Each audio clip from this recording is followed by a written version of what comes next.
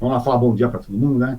Pessoal, é o seguinte, hoje a gente está dentro desse conceito das aulas, palestras que a gente está fazendo na pré-disciplina de materiais e técnicas alternativas. A gente tem hoje o professor Vitor Lotufo, arquiteto, já bastante atuante aí na área de construção civil, na área de projetos, muita proposta de sistemas construtivos diferenciados, alternativos, muito que ele produziu tem esse tipo de visão, de percepção.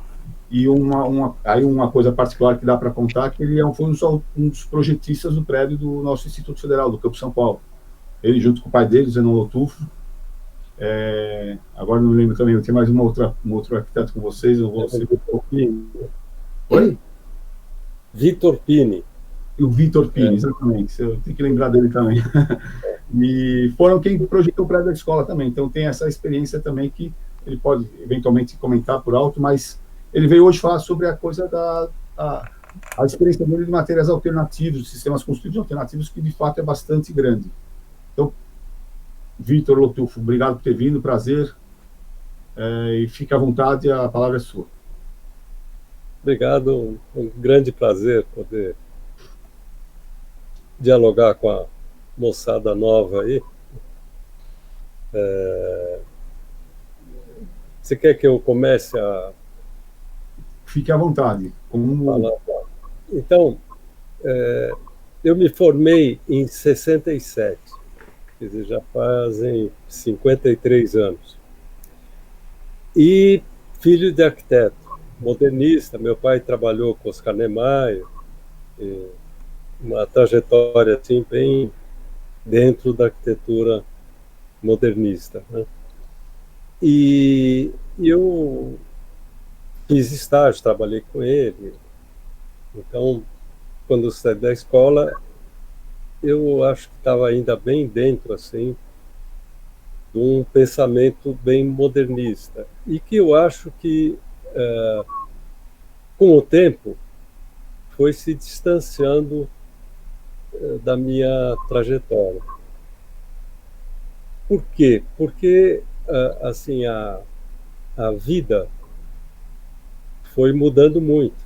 Então, a arquitetura também foi pedindo outras coisas, foi sugerindo outras coisas, e eu fui embarcando nessas coisas que apareciam. Então, uma delas que eu sempre falo assim é o trato dos materiais. Nos anos 60, quando eu me formei, se alguém puder visitar algum site que mostre a construção de Brasília, vai ver que os prédios, todos em concreto armado, precisavam de uma floresta para construir cada prédio daqueles. E era uma época que a madeira tinha muito. Assim, se alguém falasse, olha, a tábua de pinho vai acabar, ele ia dar risada. Ele falava, tem todo o estado do Paraná, toda a parte do estado de São Paulo, era tudo de pinheiro. E realmente, hoje a gente vê que realmente acabou. Não tem mais, né? Então, isso é um fator muito importante para a gente respeitar um material madeira que naquela época não se respeitava. A gente ia iniciar uma obra, pedia assim, manda um caminhão de madeira. O quê? Manda um tanto de pontalete, um tanto de tábua, um tanto de sarrafo. E se cortava sem pensar. Jogava fora, queimava. Então esse foi um fator muito importante, eu acho, para uma mudança de pensamento. Outra, o trabalho na obra. Eu acho que provavelmente nas fotos que vocês procurarem sobre a construção de Brasília, vocês não vão ver ninguém de capacete, de botina ou sapato de obra, alguma coisa de proteção. Não se usava nada. Assim, tinha muito acidente na obra, muito. e um trabalho bruto demais. Quer dizer, não tinha nada que facilitasse a mão de obra. E isso espelhava um pouco uma certa, vamos chamar de hierarquia em obra, que seria, acho, parecido com essa coisa assim, tinha os nobres, que éramos nós, né? Arquitetos, engenheiros, cara que tinha um diploma, e a turma que ia construir. Quer dizer, havia uma distância enorme, gigantesca, entre quem idealizava a obra, dirigia a obra, e quem, na verdade, ia fazer. Então, a gente percebe que assim as ideias do Sérgio Ferro não surgiram do nada. Surgiram de uma baita necessidade de ter um outro relacionamento dentro da obra. Então, isso, quer dizer, são coisas que foram levando a gente para um outro caminho, que a gente pode chamar, né, de alternativo, mas, na verdade, o modernismo, apesar de ser um movimento de liberdade com relação à prática de arquitetura anterior, né, que era aquela coisa de mesclar estilos, tal, mas, na verdade, ela continha também algumas prisões muito grandes. Quer dizer, havia uma linguagem determinada e que todo mundo respeitava essa linguagem. Então, por exemplo, a construção era a linguagem que você tinha uma colunas, vigas e laje. E toda a construção era assim. Ninguém mais falava de uma abóboda, de uma cúpula.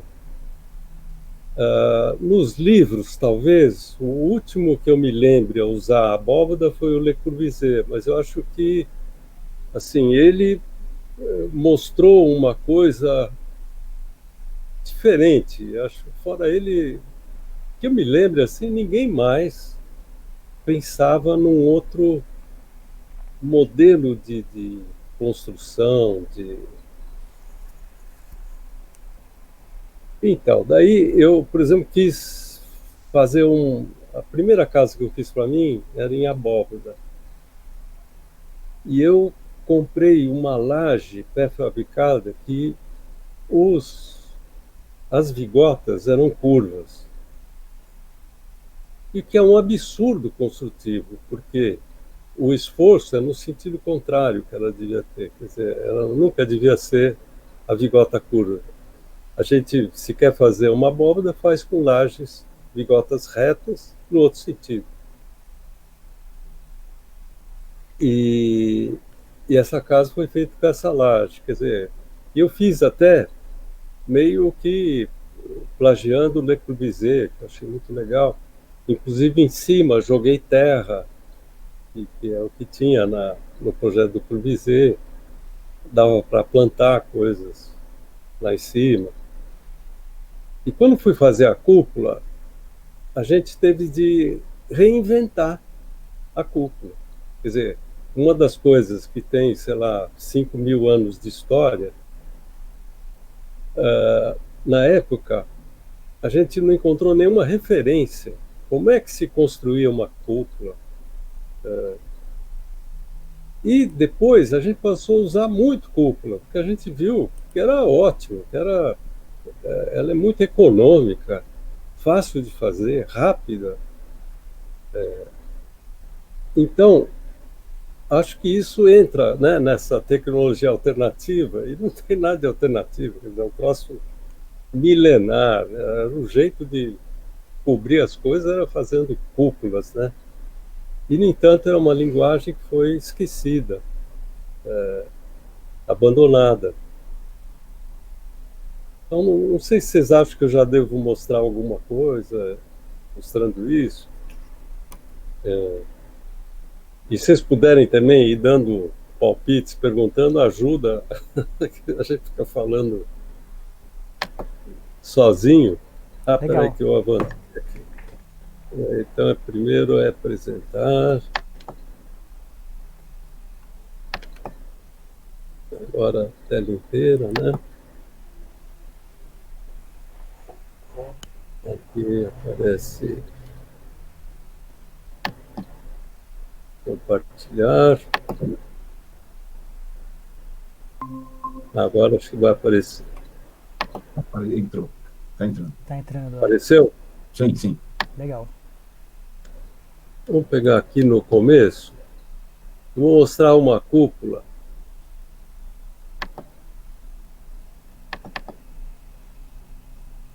Foi a primeira que a gente fez para um cliente, assim. A gente tinha feito algumas coisas para nós mesmos. Legal, Então, essa época eu já trabalhava junto o João Marcos, a gente já tinha a oficina de arquitetura. Então aqui mostra, passou o slide, mostra o raio, né? Ele é preso no centro por uma peça, um tipo um U, que gira horizontalmente, né? O eixo na vertical. Uhum. E o raio gira num eixo horizontal, gira verticalmente. Então, dá para a gente ver na ponta do raio um dente que ele já diz onde o tijolo deve ser assentado e dá o nível que o tijolo, conforme vão havendo mais fiadas, o tijolo vai ficando cada vez mais inclinado. Depois a gente aperfeiçoou esse raio colocando um parafuso com a porca borboleta, que a gente podia fixar o raio numa altura. Então ele já dá o nível da fiada. Para fazer uma parede reta, a gente precisa de mais instrumentos do que para fazer uma cúpula. É verdade. Você precisa ter a linha, precisa ter o nível, o prumo. E aí basta o raio. Com o raio você já... Essa propriamente não, porque vocês veem que ela tem uma ondulação, porque tem umas aberturas que vão aparecer agora nessa imagem. Então era um pouco mais tortuosa, né? Mas o final dela é uma cúpula bem normal. É uma casa que aqui ela cobre uma sala de jantar, do lado aparece a escada e chega no corredor dos dormitórios, onde tem essas outras aberturas, né? Essa foto é interessante, que ela tem a visão dela assim, parece muito maior que uma casa, parece um templo, parece uma coisa assim, né? Tem uma... Incrível. Sem querer, a cúpula permite uma grandiosidade que não... Nem sei se era intencional, mas, né, acaba que vem... né?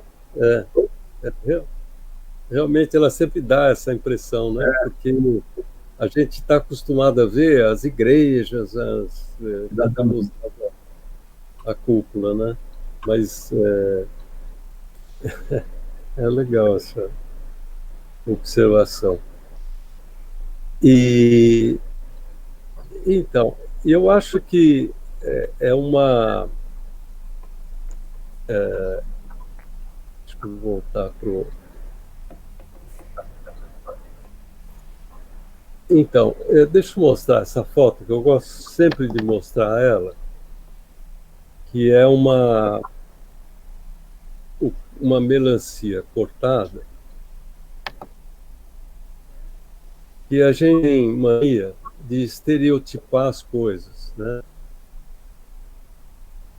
A melancia, para a gente, é um treco vermelho, com umas pintinhas pretas, depois tem um branquinho e a casca verde. E, na verdade, ela mostra a construção dela. A gente vê essas volutas, né, internas. Isso, ela conta a história dela. Como é que ela, de uma frutinha que começa a crescer, como é que ela cresce? Como é que ela vira uma melancia? E, e eu acho assim que a gente, sei lá, tentou influir, mudar o rumo assim da escola de arquitetura, do ensino, que a gente sempre lutou por um ensino assim, mostrando, olha, as coisas é um princípio, um meio e um fim. Ela tem uma história. Ela não, você não faz puff e aparece um prédio ou aparece uma melancia, né? Há todo um trabalho, etapas, tem. Então, assim, os métodos, os princípios. E eu acho que ainda se vê muito só o resultado, só o final. E, e quem vê só o final, só o resultado, vai ter sempre uma imagem assim estereotipada, não não vendo a real história daquilo, né? Então eu acho que essa coisa do canteiro é sempre interessante, porque se o estudante só olhar a coisa pronta, ele nunca vai imaginar que aquilo teve uma história, que teve um processo, né, de produção. Bom,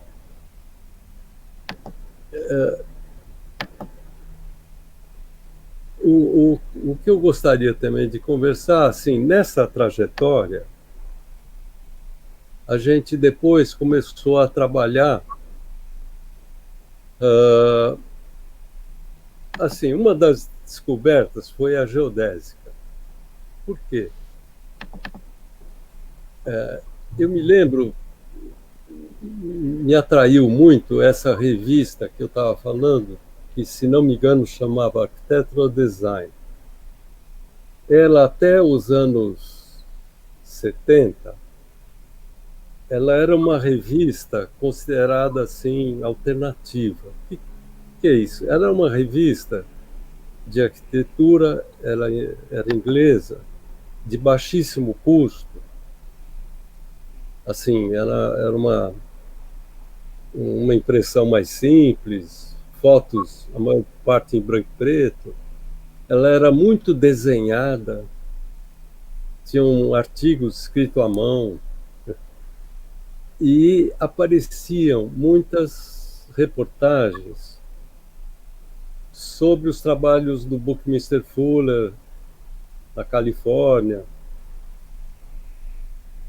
E ele, com as geodésicas, ele começou a trabalhar muito com os estudantes, porque o estudante, o trabalho, principalmente como era feito na construção naquela época, é muito pesado para alguém que só sentou em cadeira e ficou em mesa, em prancheta, agora então computador. Quer dizer, o cara pegar um saco de cimento que pesa 50 quilos é uma coisa absurdamente pesada, né? Mas você construir uma geodésica, você pode trabalhar com pouco material, materiais mais leves. E isso me atraiu muito. Então, essa geodésica eu construí lá em Botucatu, num sítio que a gente tem. E eu contratei um carpinteiro, mas praticamente ela inteirinha foi construída por um carpinteiro e um ajudante. E eu, e meu irmão, mais algumas pessoas, a gente chegou a trabalhar também na casa junto com o carpinteiro. E foi uma experiência muito boa, assim, de poder fazer, não só desenhar, né? Essa casa, ela foi feita, acho que foi em 79. E E agora ela está muito arrebentada, apodrecida, ela é toda em madeira e compensada. E agora a gente está revestindo com tijolo. Está quase terminada, mas faltou a grana, está meio estacionada. Por dentro era assim, tinha no centro a mesa, essas 3 portas eram 3 dormitórios com 2 camas cada um. Aqui eu estaria tirando a foto onde é a cozinha e a sala à esquerda.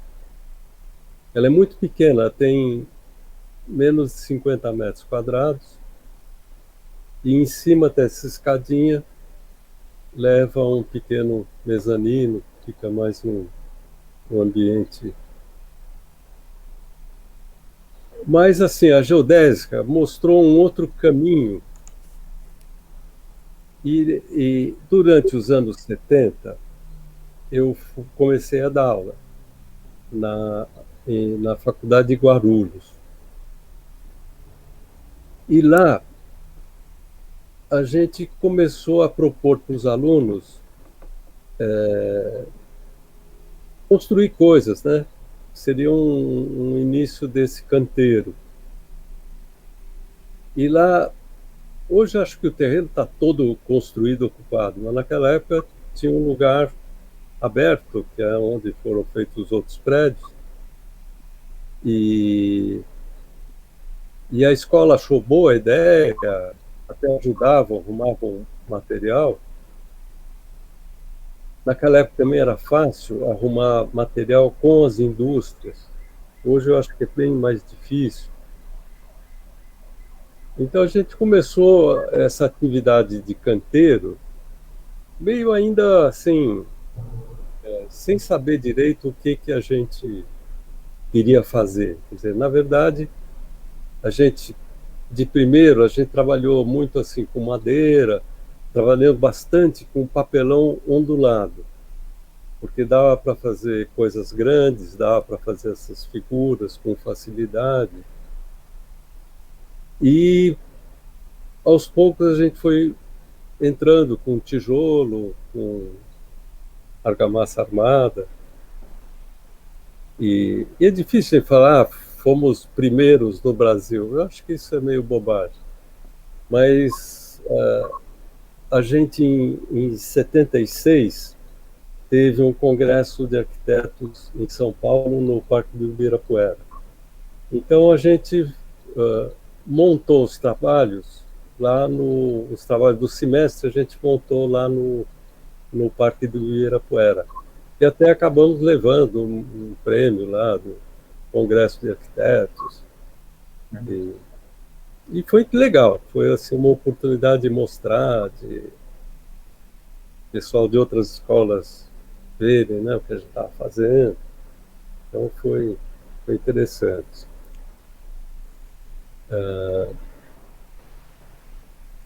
Então vou mostrar uma outra geodésica, já que a conversa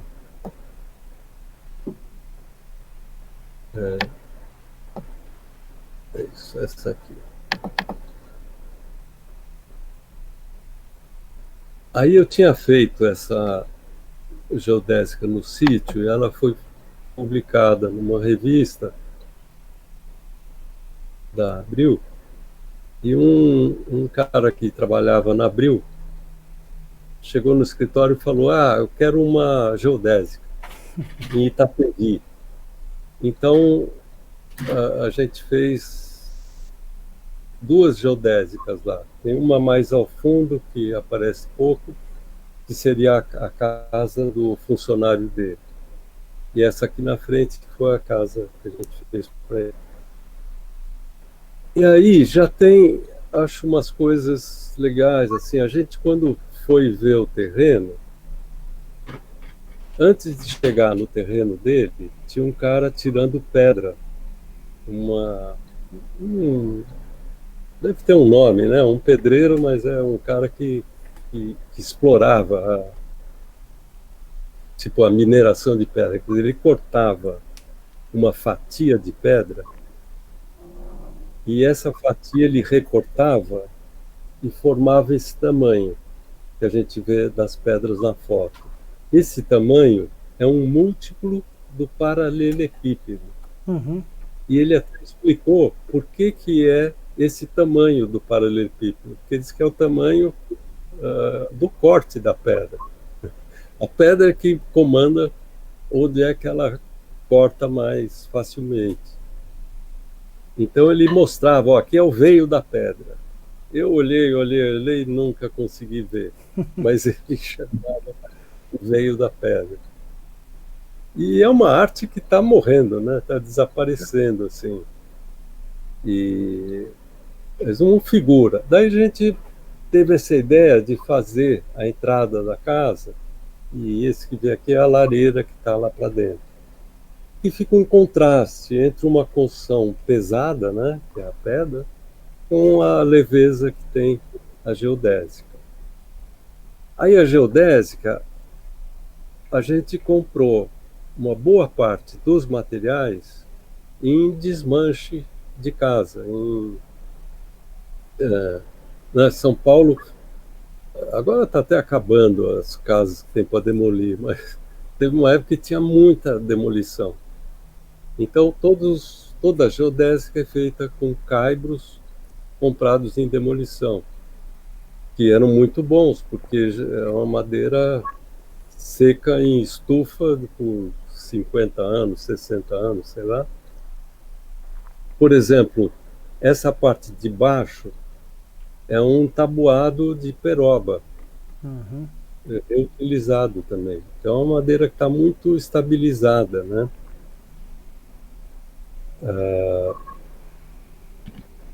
Aqui a vista interna aparece a lareira, Ah, legal. a entrada, Bacana, hein? e é dá um pé direito duplo, então em cima tem 2 quartos, e embaixo tem o banheiro e a cozinha e a sala. Muito legal. É. Interna eu nunca tinha visto. O João tinha mostrado uma outra vez a externa, mas interna não. Ficou uma delícia essa casa. Até quando ele se mudou para lá, ele ficou morando em Itapevi, pertinho de São Paulo, né? Eu e o João, a gente morava juntos no escritório, a gente morava lá também. E aí de noite já toca o telefone, aí eu falei pro João, putz grila, deve ter dado algum rolo na casa. Era o proprietário lá, né? Ele falando, cara, eu tô deitado aqui na minha cama, que espaço legal. Putz, tirou o peso. E achava que era pepino e era um elogio. Legal. Mas essa casa não existe mais. Ele vendeu e um cara comprou, desmanchou para fazer uma casa bonita ali. Putz. Aqui é a vista do outro lado, né? Tinha um terraço Que e legal. a saída para o exterior. E tá vendo a janela lá em cima? Uhum. A gente ficou quebrando a cabeça de como fazer uma abertura de uma janela triangular, né? Então é um projeto interessante que ela plinça. Aqui na foto aparece a parte que seria da veneziana, está fechada. E a parte de vidro está aberta para a esquerda. São vários triângulos presos com dobradiças e a ponta de baixo corre numa canaleta, uma guia. Então ela dobra para o lado. Incrível. Engenhoso, né? Quer dizer, É. você abrir, então você tem que fazer essas dobraduras para poder a abertura correr, né? Na canaleta ele vai correr direitinho, você precisa dobrar essa. Um triângulo inteiro não seria possível, então tem que ter essa dobra para poder abrir. É engenhoso. E aqui também tem uma coisa que eu não falei. Essa cobertura, a gente tinha construído uma geodésica nos fundos do nosso escritório, que ficava na Tácito de Almeida, no Pacaembu. E daí resolvemos testar ver se dava para cobrir com telha uma dupla superfície, uma dupla curvatura, que é a superfície de uma esfera, né? É. A gente viu que dava, porque ela permite um certo movimento, coisa assim de 2 a 3 centímetros. Então, a parte central de cada gomo tem de ser ela no espaçamento máximo. E na parte de baixo de cima, ela precisa ficar juntinha. E esse tanto que vinha a telha dava certo e tal. E nós preenchemos um gomo da esfera assim. Aí a gente estava dando aula na Belas Artes e aquelas tempestades de verão, a gente estava na Belas Artes, puta, aquela ventaninha. Puta, me lembro que um olhou para a cara do outro e falou: putz, grila, nós montamos uma vela de um barco. Quando voltamos lá para o escritório, estava o barco deitado no chão. Não teve outra. Ela girou a geodésica e deitou no chão. Mas a gente viu que funcionava. Quer dizer, então, mais uma vez, eu acho assim legal. Quer dizer, aí no caso era um canteiro para a gente, né? Quer dizer, não é para dar aula, mas é assim, como é importante você fazer, você ver, porque porque eu acho que se ficar só na prancheta, ou só no computador, a gente fala prancheta, né? Agora é computador, você nunca vai fazer um projeto assim. Porque você não vai saber se dá, É. se pode ser feito ou não. Eu achava que não dava, quando eu vi, É. não dá. Quer dizer, é você fazer, você tem de É. fazer, você tem de pôr a mão no material. Quer dizer, você no computador, você vai ficar preso àquela planilha e acabou. Você vai fazer variações, às vezes interessantes, tudo, mas você não vai sair daquela linguagem, né? Dificilmente. Perfeito. Ah, fiz uma bobagem.